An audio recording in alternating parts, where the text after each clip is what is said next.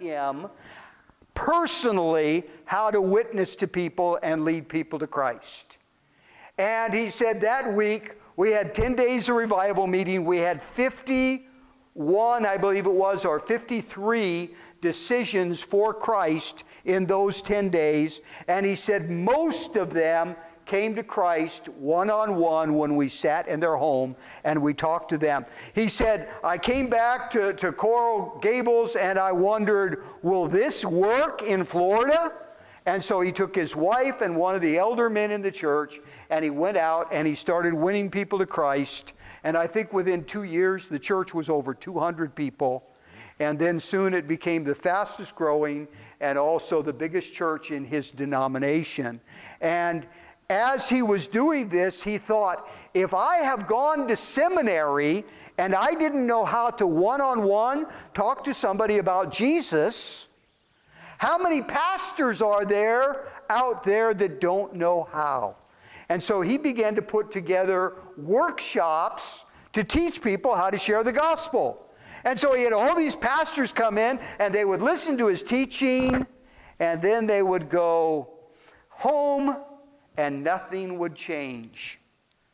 And he said, well, this is how I learned how to... By the way, how many of you have ever prayed with somebody for Jesus Christ to come into their heart? And, okay, hold your hands up.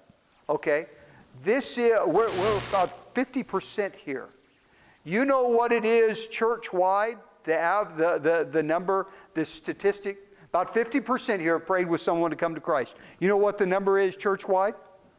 Well, give me a number. 10. What? 5%. That's right. It's 5%.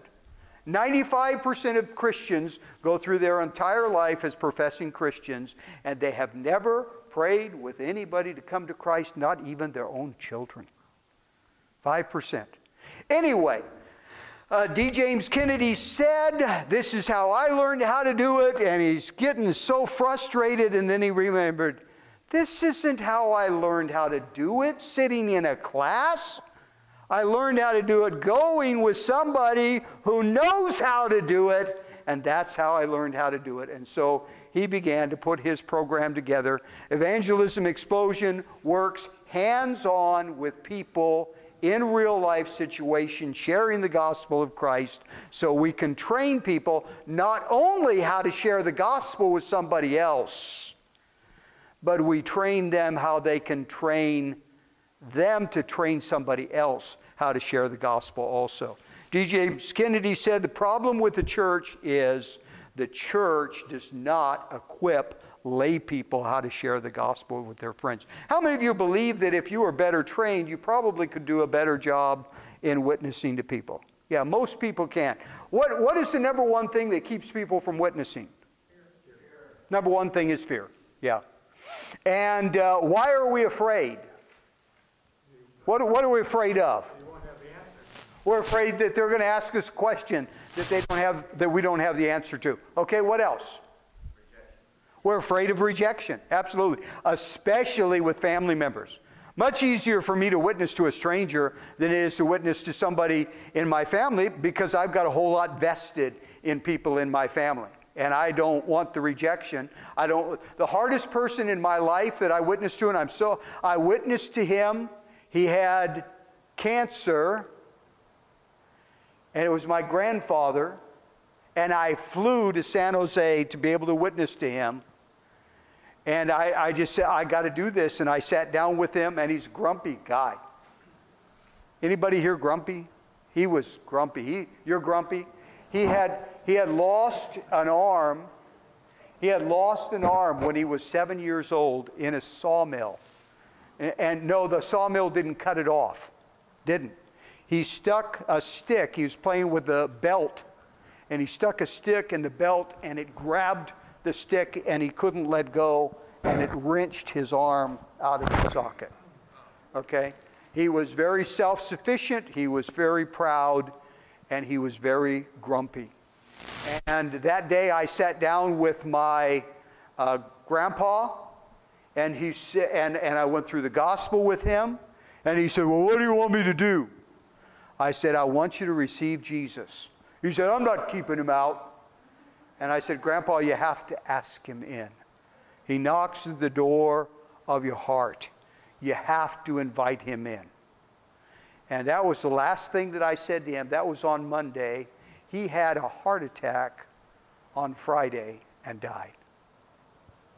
As far as I know, my grandpa died. I found out later my grandpa was raised in a Christian home. His brother was a good Christian. His mom and dad were Christians. His wife was raised in a Christian home also, and they kind of like ran away to go do their own rebellious thing. But fear, we're afraid of rejection. We're afraid of not having the answers. Anything else we're afraid of? Spiritual warfare? Yeah, that's involved. Probably most of us don't fear that as much. But sometimes, depending on who you're dealing with, sometimes you can really get in spiritual warfare when you're witnessing. Yeah. Fear of offending. Fear of offending them. Oh, yeah. Yeah. Especially in our culture.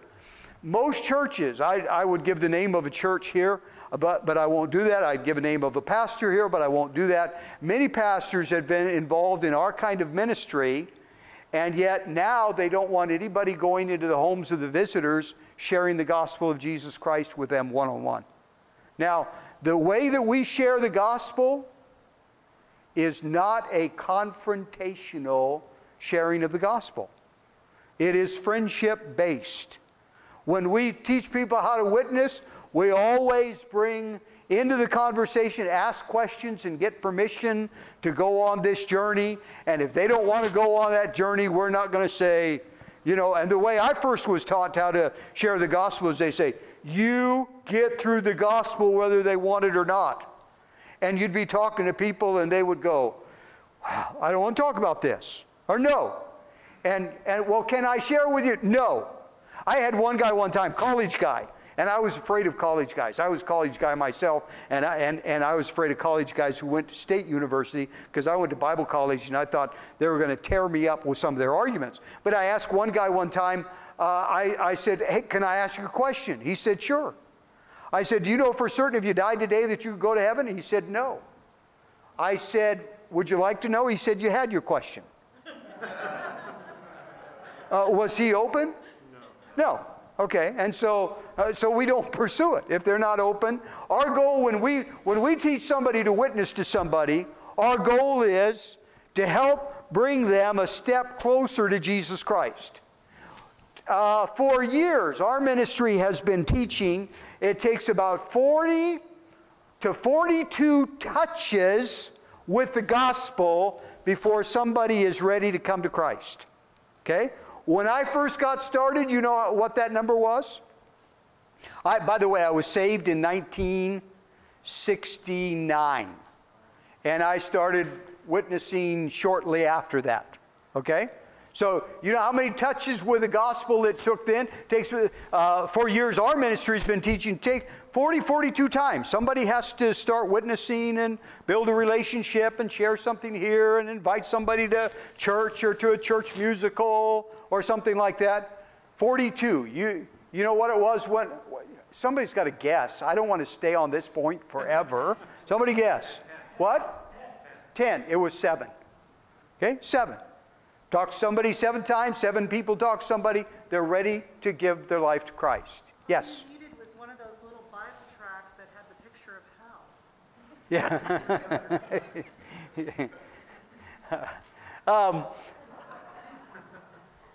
No comment. No, that's all right. I kind of like poor taste, you know. Chip Ingram says today in the United States of America takes 200 touches. Okay? 200 touches. Now, it doesn't with everybody, but with some people it does. And what we train people is this. It doesn't matter if you're number 1, if you're number 40, if you're number 50, if you're number 65, if you're 250, our goal is to just help bring them a little bit closer to understanding the gospel. Most people today in our culture, now God works differently and sovereignly with different people in different places, but most people in our culture have to like a Christian before they will listen to the gospel of Christ. And when they like a Christian, they go, oh. My wife works with a lady who is lesbian. She's married to another lesbian, and they have a daughter. And I came fundamental Baptist is my background. So this is really outside of my wheelhouse. And my wife said, I want to invite her to church for the Christmas service. And I said, sure. And so we invited her, so the two women came, and they brought their daughter to the church service, and we sat in the church service with them and had a good time. Now, my wife works with this lady, and the lady at work was sick. And my wife went into the boss and said to her boss, she's got to go to the hospital. I'm taking her to the hospital now. And so my wife took her. She said, my lunch break's coming up. I'm taking her to the hospital. So my wife took her to the hospital. They checked her out, found out what she needed, and got her back on the road to recovery. And this lesbian woman wrote my wife, got her a gift, and wrote my wife, and this is what she said. She said, nobody has ever loved me the way you love me. Ninos, the other day, Diane just told me this. She said she was going in for a job interview to move up to a higher position. And she came in to talk to my wife in my wife's office. And my wife said to her, well, can I pray for you for your job interview? And she said, yeah, you can do that now. And Diane said, well, I'll keep my eyes open. And she said she bowed her head, and I prayed for her for that job interview. Most people today have to like a Christian before they'll listen to the gospel. And so we're not here. I mean, this is the way I was trained. You won't listen to me? You won't let me share the gospel with you? Okay. Well, listen, can I at least pray for you then? And you go, yeah, you can pray for me. And so this would be my prayer. What's your name? Catherine. Catherine. Mm-hmm. Dear God, I thank you for this opportunity to talk to Catherine. And I pray that Catherine will come to realize that all have sinned and fallen short of the glory of God, and that the wages of sin is death.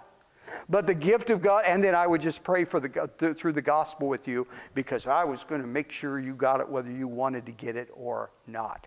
Now, that was the way I was originally trained. The way we train people is no, no, no, no. As far as they will let you go, we are actively looking for places where the Holy Spirit is already at work. Let me share a story with you. We did a training over at a church in Modesto. And in the training, when we do trainings, unless it's a one-day workshop, in the trainings we always involved visitation and witnessing. We may do that in a mall. We may go door to door. And we have some, you're going, door to door doesn't work. We've had amazing encounters and led people to Christ going door to door. Okay? Or we go visit visitors, or we'll visit relatives or friends of people who are on our team in order to get in real life situations to share the gospel with them. So we were over in Modesto, and they had us lined up to do a witnessing with this lady. And we were going to go, I think it was to Starbucks, and meet this woman in Starbucks. So we get in the car, we start out the driveway, we get a phone call. One of the guys on the team gets a phone call, and they said, oh, they can't make it, we've got to go visit somebody else instead. Come back, we'll give you a card. So we drive back in the parking lot, come back around, get a card, and they give us a card to this apartment. We plug it into the GPS system, and we go there. And we knock on the door, and nobody answers. And the leader of the team is saying, they called this couple, and they said, if we need a place, can we come and visit you? And they said yes. And nobody answered. And so we knock on the door again, and we wait. And nobody answers. And one of the guys who's going through training is from Canada, young man from Canada, and he listens, he says, I hear somebody in there. I think the television is on. And we knock a third time, and nobody answers. So we're trying to figure out how to leave some literature. And they're going, well, let's give them a phone number to call the church. And nobody that is on the team is from the church. I'm not from Modesto, I'm from San Jose. The one leading the team isn't from Modesto, they're from 30 miles from a different church. And they're involved in the training. And the other guy's from Canada. Who are we going to tell them to call at the church? Well, let's just leave the literature here. And so the Canadian has taken the literature to put it in the mailbox. We're going, oh, no, you're in the United States. You can't put it in the mailbox in the United States. So we're trying to figure out how to put it in the door, and then the door opens up. And we get this beautiful young woman who is there. I think she said she was 27 years old. She had